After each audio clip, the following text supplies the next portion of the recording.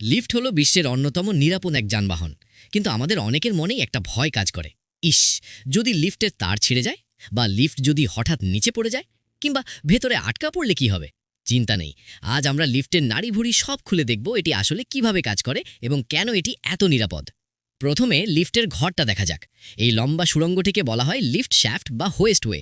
Lift সারা জীবন এর ভেতরেই ওঠানামা করে। একদম নিচে থাকে পিট বা সেফটি জোন। আর যে বাক্সটিতে আমরা চড়ি তাকে বলা হয় লিফট কার বা ক্যাব। লিফট যাতে নড়বড় না করে, সোজা ওঠানামা করে, সেজন্য দুই পাশে থাকে রেল লাইন বা গাইড রেল। এর ওপর চাকা ঘুরিয়ে লিফট মসৃণভাবে চলে। লিফট মূলত দুই ধরনের হয়, হাইড্রোলিক এবং ট্র্যাকশন। হাইড্রোলিক লিফটে নিচ থেকে পিস্টন দিয়ে ঠেলে লিফটকে ওপরে তোলা হয়, কিন্তু উঁচু বিল্ডিংয়ের জন্য এটি খুব একটা কাজের নয়। তাই আমরা সচরাচর যা দেখি তা হলো ট্র্যাকশন লিফট। ট্র্যাকশন লিফটে সব খেলা চলে একদম ওপরের মেশিন রুমে। সেখানে থাকে বিশাল এক মোটর। মোটরের সাথে থাকে ইস্পাতের শক্ত দড়ি বা কেবল।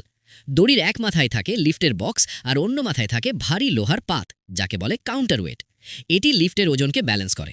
লিফট যখন ওপরে ওঠে, ওয়েট তখন নিচে নামে। এর ফলে মোটরকে খুব কম শক্তি খরচ করতে হয়। আর পুরো সিস্টেম কন্ট্রোল করে একটি কম্পিউটার, যা লিফটের ব্রেন হিসাবে কাজ করে। এবার আসি দরজায়।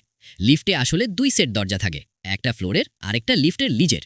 লিফট ঠিক জায়গায় না থামলে বাইরের দরজা লক করা থাকে, তাই হাত দিয়ে টানাটানি করে এটি খোলা অসম্ভব। সবচেয়ে বড় ভয়ের প্রশ্ন, ইস্পাতের দড়ি ছিঁড়লে কি হবে। ভয় নেই, সাধারণত একটি লিফটে 4 থেকে 8টি শক্ত কেবল থাকে।